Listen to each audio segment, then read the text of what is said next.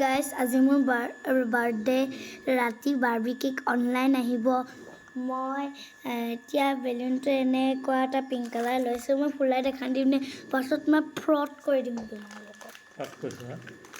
এয়া মই ব্লগ বনাইছোঁ মোৰ তাৰে বগ বনালে নব গাড়ী আছে